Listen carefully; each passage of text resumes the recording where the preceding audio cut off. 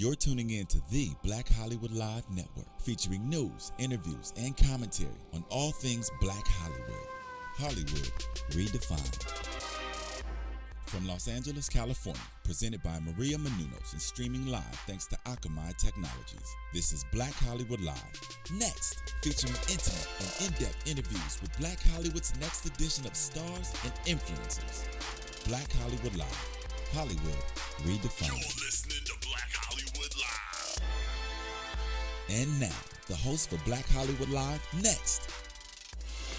Hello, welcome. Welcome to Black Hollywood Live Next. I'm your host, Jessica King. I'm joined by my two wonderful co-hosts. Please introduce yourselves. Hey world, Jason J. Carter here. What's up? It's Nick Perdue. You guys, we have a very, very special guest today.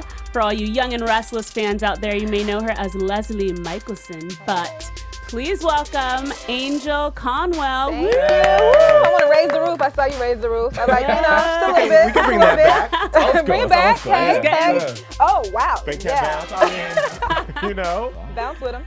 Thank you for joining us today. Of course. Take a little break from Genoa. Genoa City.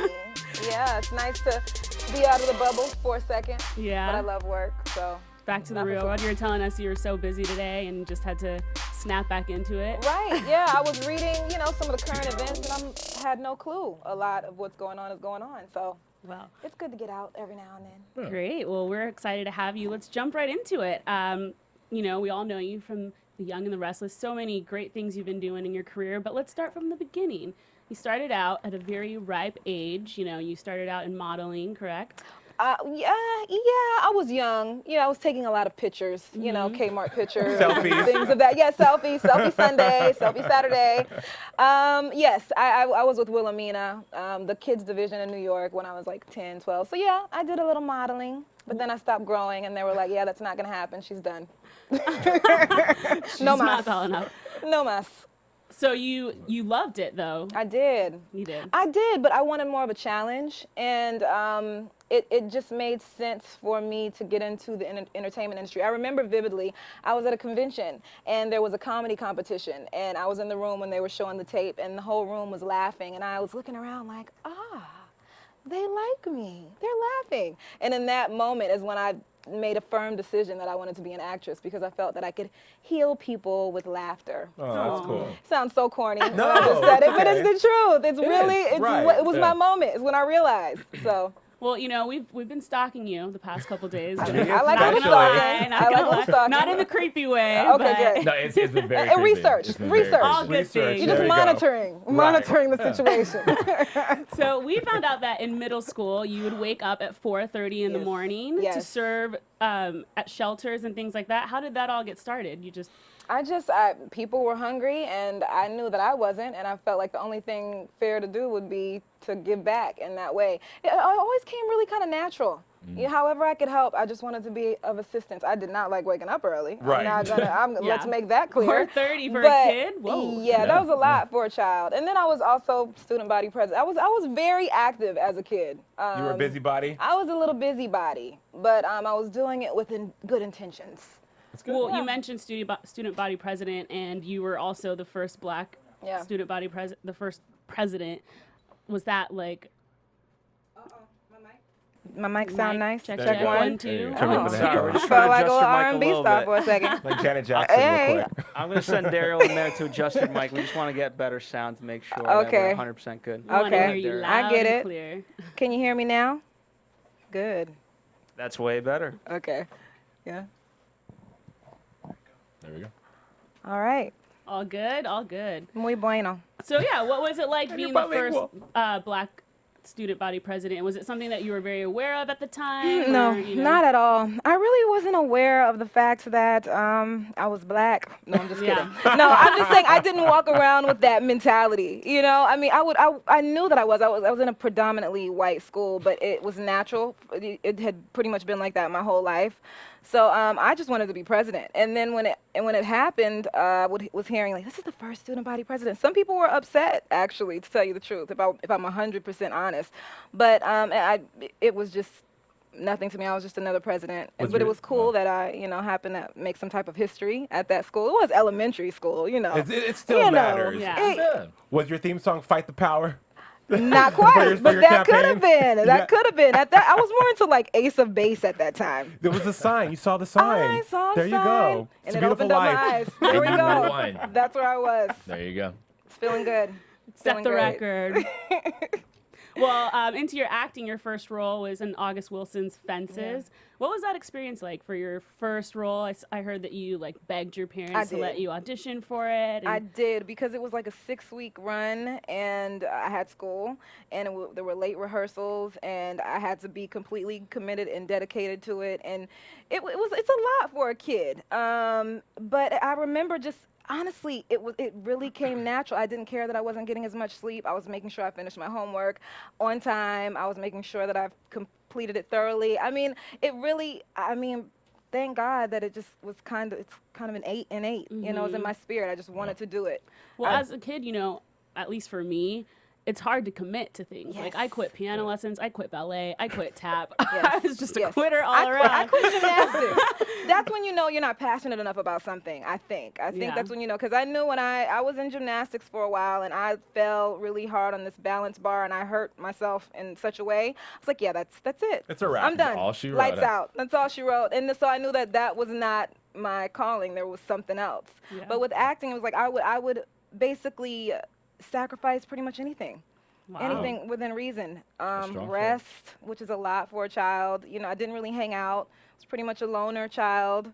Always in some type of class. I would much rather be in acting class than playing with my friends. Much rather travel to an audition than anything else. Like I was always extremely focused on succeeding, That's booking impressive. the role. Now, Yeah, tell thank us, you. because at the age of 11, you and your mother traveled from South Carolina We did. to LA. So you went Yeah. all the way across the country, really trying to pursue your dreams. What was that journey like?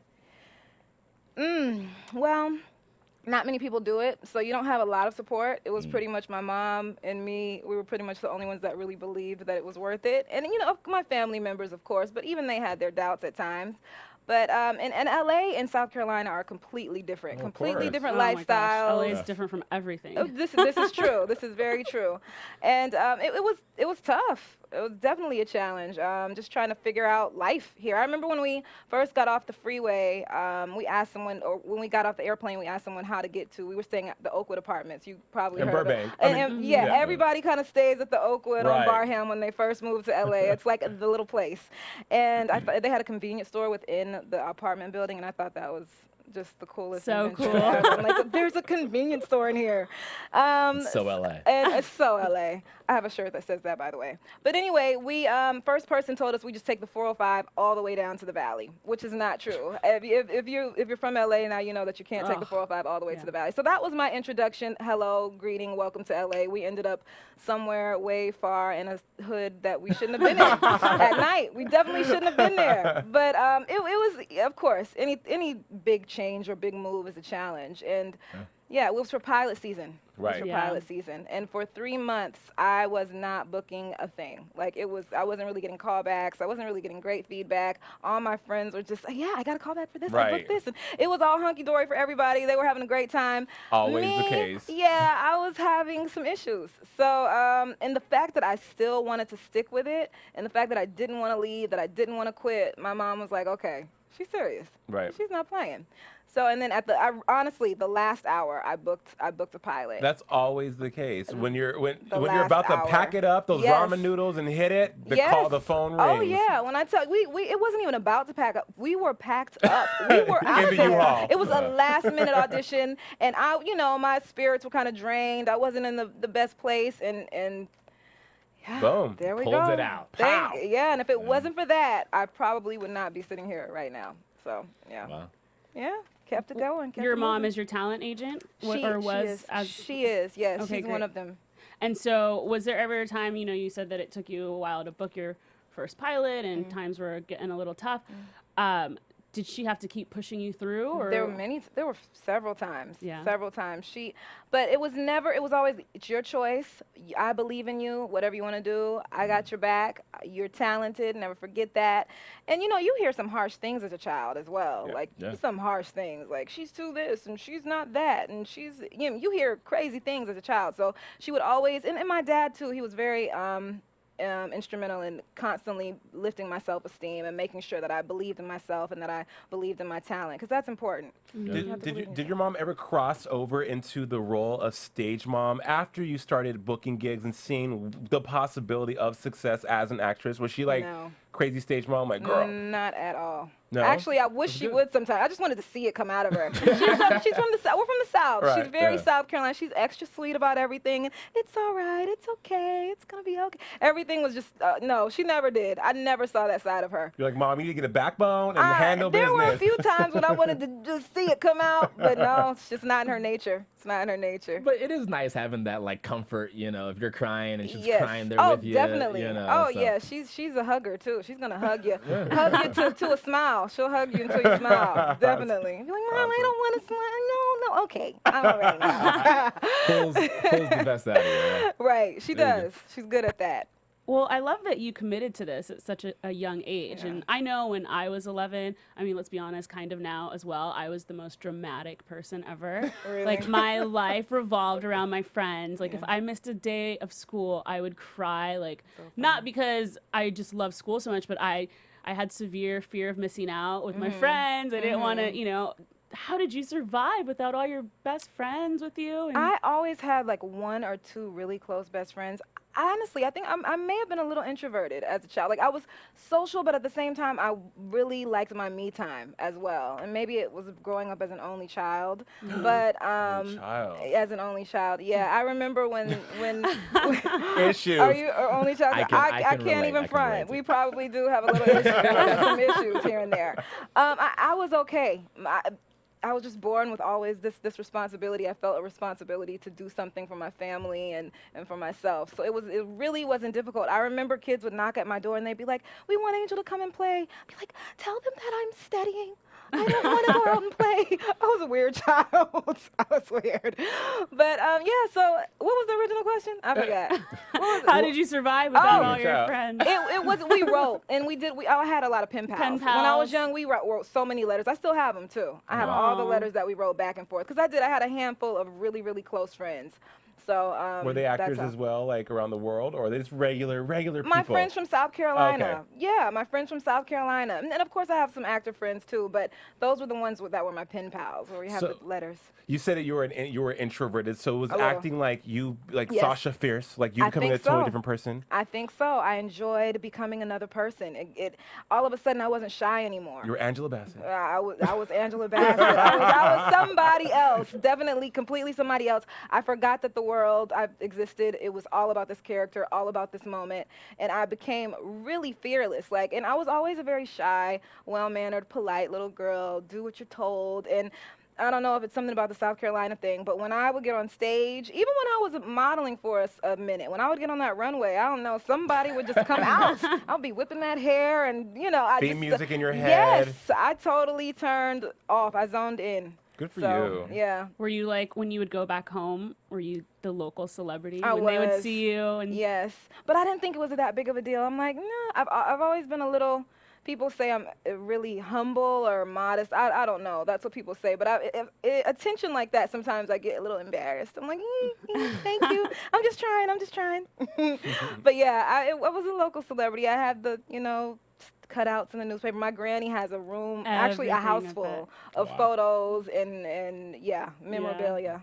Yeah. Well, let's get a little bit into your accomplishments in your career. Your first film role, Baby Boy, Yes. with Tyrese. That's, Yes. I mean, amazing in itself. Walk us a little bit down that road and how that was for you, the process with auditioning and starring with these big names and everything. I remember when I first heard about Baby Boy, it was the talk of the town. Like, that was the movie. Everybody wanted to get in for that movie. And when I say get in, audition for it, be seen by John Singleton and yada, yada, yada. And I was like, yeah, that'll be cool. And I remember I had a friend who was that's all they would talk about. All they would talk about was getting an audition, and I was like, oh my goodness, people are really obsessed with this project.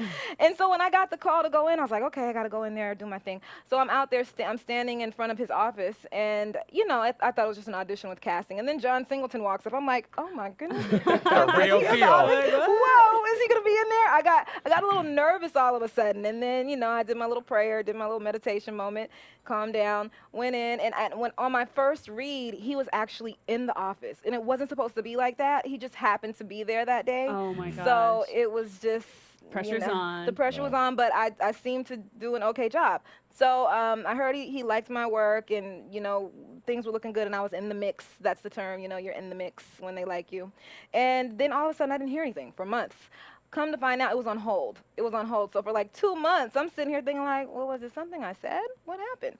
And then I got a call back, and I originally went in for another character, but I did the table read for another character. Long story short, I ended up in the movie. Thank goodness. Thank goodness. Thank goodness. You did awesome. Oh, Did so thank well. you. What was it like working with Tyrese, Omar Gooding, who you'd worked with before? But what was? I think that was my first time working with Omar. Oh, it was? Yeah, Oh, great. that was my first time working with Taraji. everybody in that movie. It was a great experience. We did about, I think, 2 weeks of rehearsal, where for a minute we would have to just kind of stay in character, and also, it was everybody's first project for the most part. Like if it wasn't their first project, it was something different for them in their career. So everybody was just really hungry and ready and willing and able to do something great. Yeah. And John Singleton is so great at what he does. So just to be around him and see him work and be a part of his project, I was pretty much in awe of the whole situation.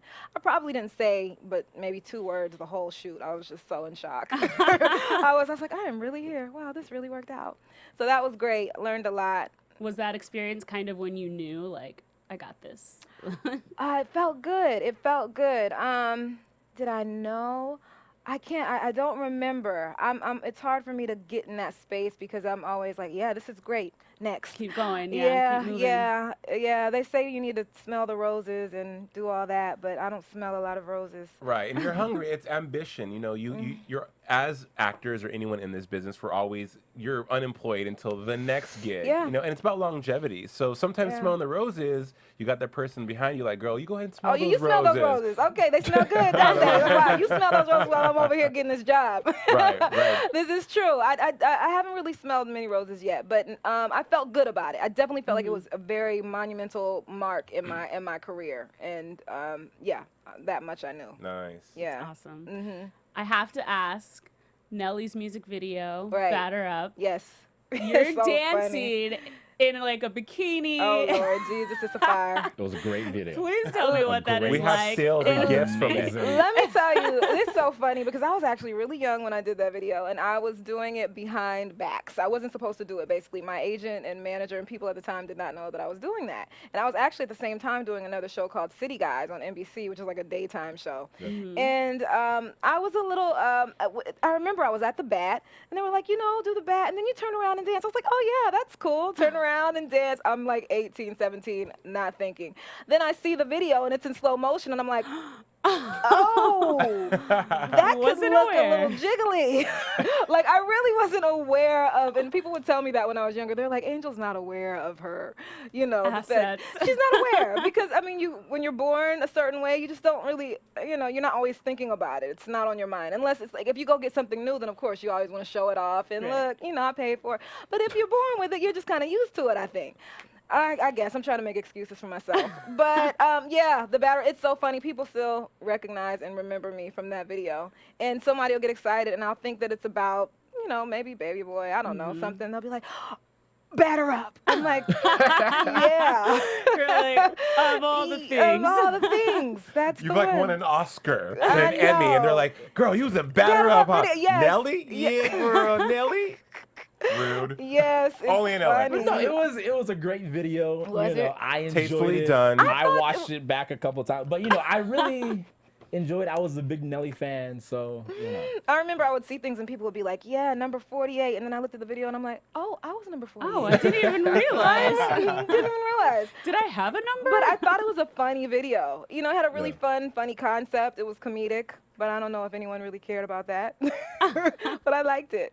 Hey, It was a girl, if fun you got it, time. flaunt it. There you go. That's what they say. That's what they say. That's what they say. Well, onto Young and Restless. When you started working on that show, you were offered a contract 2 years after you started. Yeah. Was that a little nerve-wracking? You know, every episode you weren't sure. It's yeah, it's basically a reflection of this industry in general. It's always kind of a little bit of Tentative. It's tentative, to be determined, to be determined. It's like, what do you got going on next week? TBD, to be determined, to be announced. You never know. And it, you almost get used to it. It's never a good feeling. It's not necessarily peaceful, but you get used to it. You learn how to deal with it. So to be offered, it was a beautiful thing. I was Yeah. like, yes, thank you, Jesus. Tell us about that day that you got your contract. It was or during found the out about holidays. It was during the holiday time, and I was just shocked. Like, really? Because I don't know if it normally happens like that. I don't know if you're on the show for that long and then all of a sudden you get offered a contract. And I knew that they had changed a lot of the, there was a lot going on behind the scenes, new producers, showrunner, and all that. A lot was changing. So I definitely had my fingers crossed just in general. I'm like, I hope they still use me. So the fact that, I came back and with the contract situation, and then I was able to get a brother on the show. Redrick Williams came in, and now he plays Tyler Michelson. I play Leslie Michelson. So it was just opening up in general, and it's very exciting. It's The Young and the Restless. It's an iconic show. It's a staple in the community. Oh, so. yeah.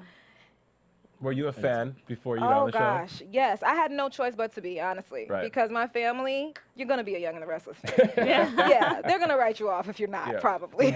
Genoa City. Every time I hear that, I think of like salami or something. Oh, really? Because Genoa was a meat. Oh, so it's like, I understand. Subway? You're like, all of a sudden, I'm hungry.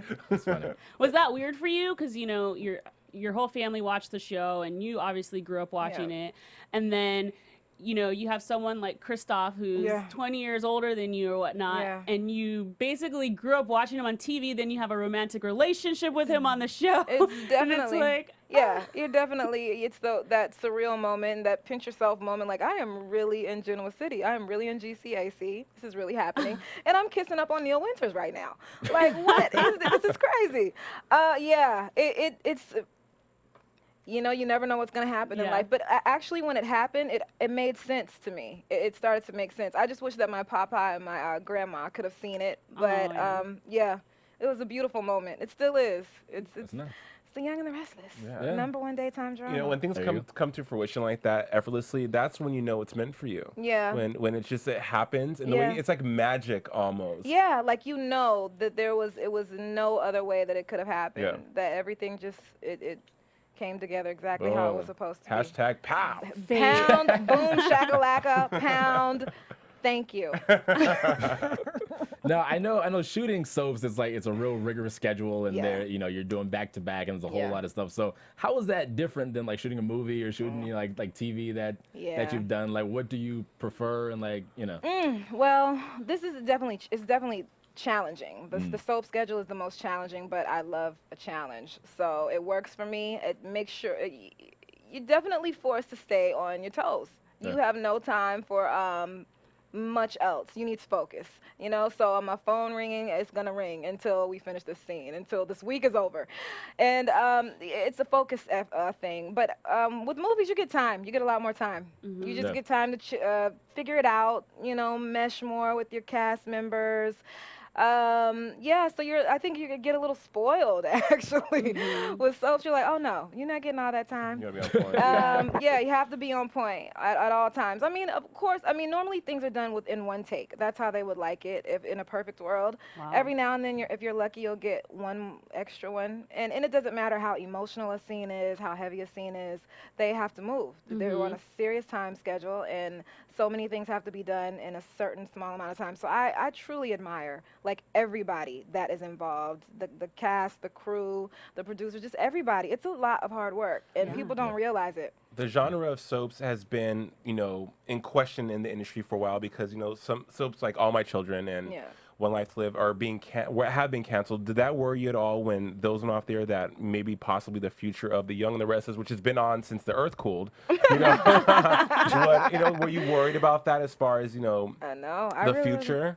I don't know. I just really wasn't. I Yeah. was like, oh no, Young and the Restless we're good.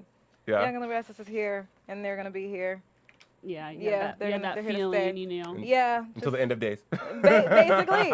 Maybe your kids will be watching it someday. You never know. You never know. But no, I was never worrisome or fearful about the facts of what could happen. I just felt Young and the Restless was fine. That's good. Well, now that you've done TV, you've done soaps, you've done movies, you've done music videos. You've done everything. What do you prefer? Like, what is your favorite? What do I prefer? Wow, it just depends on the time. And what you have going on in your life in the season. But I love everything. I honestly do. I'm being extremely political correct right now, but it's the truth.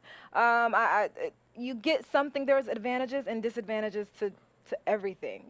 With sitcoms, you have more of a laid out schedule, and sometimes you'll get the live audience. I love getting the live audience, the instant gratification of like hearing them laugh at a joke, and that's always fun. With movies, you get you kind of start really being a family, like with the people that you're working with. It kind of starts to mold into a family, which is always nice.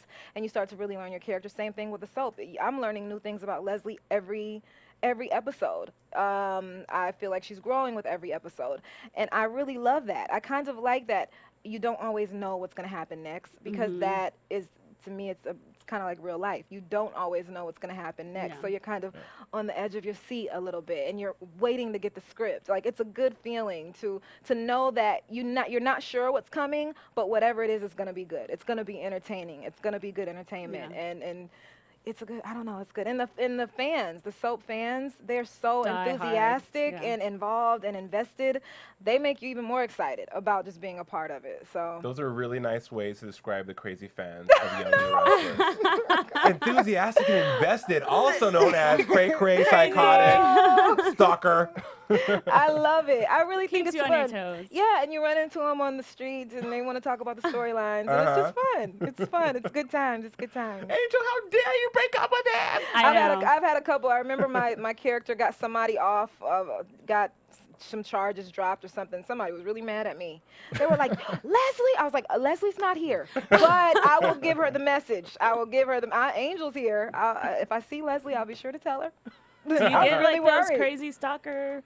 Just a couple times I've had, a few people get a little too excitable about a situation. That's Again, very PC. Get a little excited about a situation. They're happy. Yeah, they're excited. I've had a couple moments. Nothing too crazy yet. Well, with your crazy schedule, does shooting soaps give you time to kind of explore other avenues? Like a lot of times with sitcoms, during their off time, they'll do movies or they'll do other kinds of things. Do you even have that kind of time to do those kind of things? Yeah, we work it out. I've done a couple projects actually. I did something with Wesley Jonathan and Paula J. Parker called Foreplay. That. I just did that. And I did something with Tatiana Ali and Vanessa Bell Calloway. Oh, wow. Yes. I'm like, yeah, Ashley Banks. That's when you play a character. That's good when someone knows you as your character. That means you made a mark. And I have the album too. My God. Was it Daydreaming? I love that Here song. is one of your crazy fans. Stalker. Hey, listen, you're just doing your research. Right. You're aware. Yeah. I loved that song though. Angel, 20 years in the business, that's longevity. What are some of the struggles and things you've learned and things you've had to overcome to get to this point that you're at today? Oh wow, that can go into a whole another show. Just basically, it's been a lot. It's a lot of uncertainty. It's a lot of uncertainty. You have to be sure of your purpose. I think it's good to. A lot of people are like, what's your advice for getting in the business? And I always say, be sure you get in it because you love it, not because of the glitz and the money and the glamour. Because a lot of times, all of those things, it's not what it seems. Truly, the money's not always there. The glam is not always there. So what is going to hold you down and what's going to keep you there when that's nowhere to be found? Because the truth of the matter is that it's normally more of it's more of a challenge and struggle than it is all the happy moments that you see people on red carpets and hugging and their makeup is done and they're looking beautiful. It's those moments are much less than the other moments, and it can be very, very it could be draining emotionally and spiritually. So you have to be grounded. And pray a lot. That's worked for me. A lot of prayer, a lot of persistence, and just really having to constantly remind myself of my purpose and why did I start? What made me get into this in the first place? Because there's so many dark days where you're like, there's no outlook. It's like when you have a feeling inside where you know that you're going to be okay and things will work out and something's coming, another job is coming, but it's not for certain. It's not certain. Yeah. You know, It's and then tentative. it's tentative to be determined. And then where there's people around you that are like, maybe you should try something else. It doesn't look like it's working out. You know, when you're basically one of your only fans, one of the only people that believes in yourself, at the same time you're getting bad feed. It can be so much that's going on. No one believes in you. People don't think you're good. People don't think you're talented. People have bad things to say. People are hating on you. And you just got to fight through all of that. So, yeah, and I've had issues with stereotypes, you know, fighting through stereotypes and just growing and maturing in this business. Because, like you said, I've been in it for a while, you know, since a child. So I've gone through a lot of different seasons and phases in life. And just allowing yourself to grow and allowing yourself to be human, make mistakes, and appreciate those moments that are the peaks and valleys. Yeah, you got to appreciate them all. It's like little pieces to a puzzle, and you realize that you start to see it come together. You just keep putting the pieces to the puzzle together, and then eventually, hopefully, it'll look like somebody's masterpiece. I love it. Let's touch on those stereotypes a little bit, because you did mention that when you were younger, you were a little less aware of being, the only black girl in school, and I have a very similar upbringing to that. So when you moved to LA and started facing those stereotypes, how did you handle those? LA is so much more cultured. It's just a lot of culture out here, and I, to be honest, I just looked at people as people. I really didn't. I just try to learn something from everybody. But there were moments, I've been through a lot of moments where some people might say there were racist moments or racial moments, but I feel like you can look at a problem, but you don't want to dwell on a problem, because how is the problem ever supposed to be solved if you just keep dwelling on it?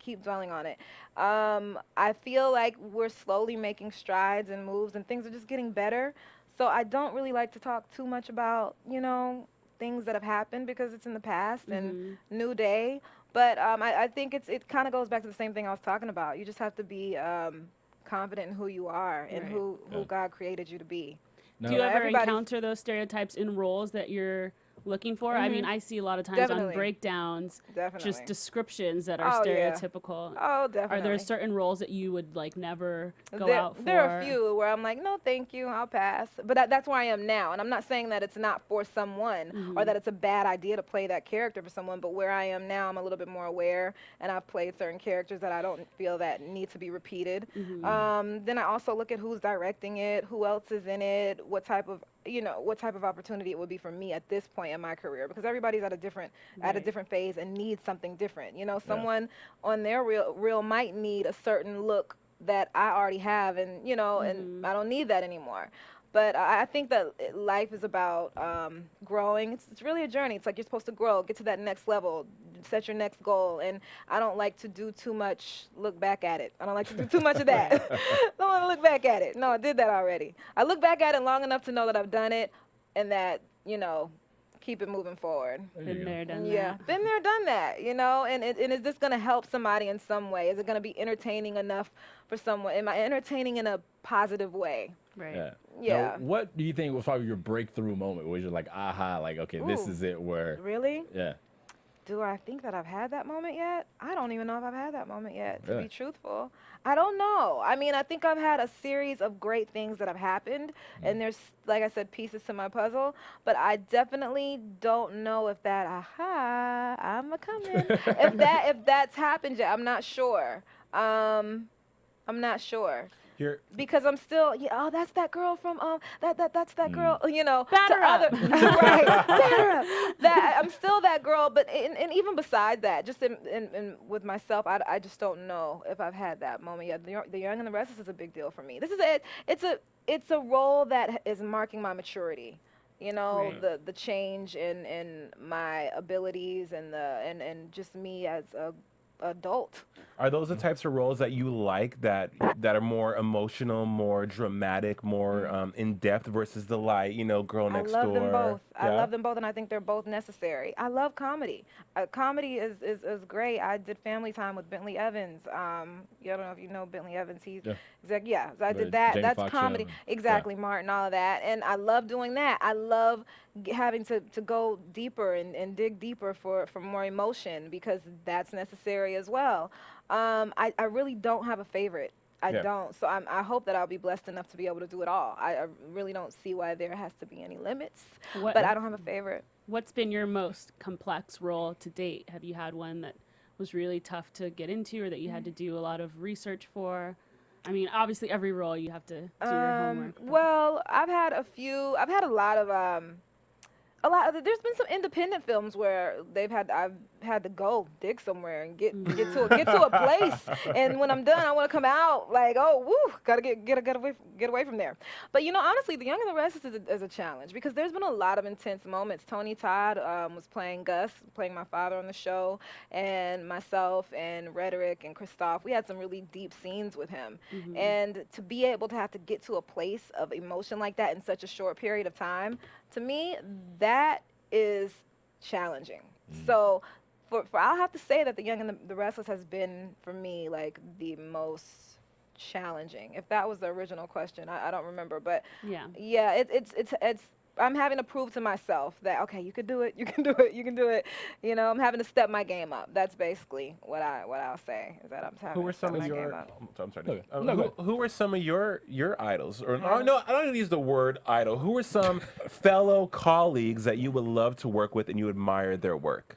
That you would like the dream role that I want to star in a role with. Well, I like so many people. I love Michelle Pfeiffer. I love Keisha Sharp. I love people that they don't, not everyone has the biggest name yet, but they're coming. They're coming, and I see their talent. Melissa DeSouza, who's a friend of mine. Love her. Yes, Vivica. I still haven't really been able to work with Vivica. There's a lot of really great talents out there that it's hard to name because there's so many. There's really so many. Just depends on the time and place. But one of my favorites is Michelle Pfeiffer. And I like Jennifer Lopez. I'll add that in there. As an actress or as a singer? As an entertainer. Right. Okay. All right. As a judge. She's a good judge. You're like, I would have loved to star opposite Mariah Carey in Glitter. I think I didn't say that. I love it. Yeah, I know when I leave, I'm going to think of all these people. You're like, I should have said that one. This because I do. I have a list. I just can never remember it when I'm asked on the spot. I hate when that happens. Now, my question is, if you weren't in entertainment, okay, what would Angell be doing? Something involving children, maybe child psychology, something of that nature. Something involving children. I love the kids. Oh, yeah, I love little kitties. I do. Something with those ones, with the young ones, though. Maybe interior decorating. I don't know. Probably, but definitely the children thing. Hey, if you want to do some interior decorating on the side, I got a studio I have in Studio City. an empty living room that I've been trying really hard to figure out the colors. Yeah, I don't know if I'm good at that anymore. I used to think I would be good, but as I get older, I'm like, yeah, maybe that wasn't. I was thinking about that. When I was younger, actually, I wanted to really be a doctor. And then I realized that the whole me being afraid of the sight of blood would be a problem. That might be a wasn't little gonna bit be of a good wasn't gonna be a good combination. Deal breaker. Yeah, that's pretty much a deal breaker right there. If you go like this watching ER, you're like cringing. Yeah, pretty really. I can't. Oh no, is that blood? It's a hospital. Seriously. What do you expect? Well, Angell, where do you see your career in the future? Do you think maybe the next Susan Lucci, or do you think maybe you'll explore some other avenues? I think that I will explore other avenues. Hopefully, I'll be able to explore other avenues. I see myself working, I don't know exactly, but I see myself working on projects that move me and move others, help others, heal others. And also, I just see myself, I see it not being all about me. That's what I can say. And I see it not being all about what's your next project. Is that No, does that make love sense? that, yeah. Would you move behind the camera and produce and direct? Definitely. I definitely want to produce and direct. So hopefully that will happen within the next 5 years. Nice. Good But stuff. That's Good what stuff. I see. There you Yeah. go. Thank Well, we you. like to play a little game, rapid fire. Okay. We Uh-oh. Nick likes to take this one over. So this is basically just word association. Oh, Lord. First that comes to your mind. Oh, goodness. Okay? I'm gonna say a couple things. First thing comes to your mind. No thinking. Just really No quick. thinking? Oh, Yeah. No goodness. thinking. Spur of the moment. We'll do 60 seconds. Okay. All right. First one. Young and the Restless. Soap. Hollywood. Life. Lindsay Lohan. Oh, Michael Jackson. gone. Seven Oaks Elementary. Young. Justin Bieber. Earring. You have an earring in his ear? And I love LA because, It's multicultural. and I hate LA because, No one in LA is from LA. Oh, it's one word. One word? no, you can say it. A phrase. You're good. No one in LA is from LA. Okay. Well, I'm from LA. You're original. Yeah, You're original. cool. I don't hate The LA. one and though. only. I Yeah, don't there's really, 7 of I us. really shouldn't have answered that because I don't hate LA. You have phases of like, LA, and then you have days traffic. where like, yeah, I Yeah, thought you were going to say exactly. traffic. Traffic. For 4 or sure. That 5. makes sense. You're Earthquakes, slow. Oh, 5. earthquakes and traffic. Yeah. Traffic. That'd be the only reason I hate LA. I want to change that. I renege on that first answer. Slate is clean. There we go. Well, Angel, thank you so much for joining us. We had such a pleasure talking to you. Thank you. Tell us where we could find you on Twitter. Twitter, Angell Conwell, Angell Conwell, Conwell. That's for all the stalkers out there. Yeah, I've already followed you. Thank you. I know, right? Thank you. Thank you for joining us here on Black Hollywood Live. Next, find me on Twitter at I am Jessica King. And where will we find And you you guys? can find me on Twitter at JJC Forever. You can find me all over the internet at the Nick Purdue. Until next time, no pun intended. Have a great weekend.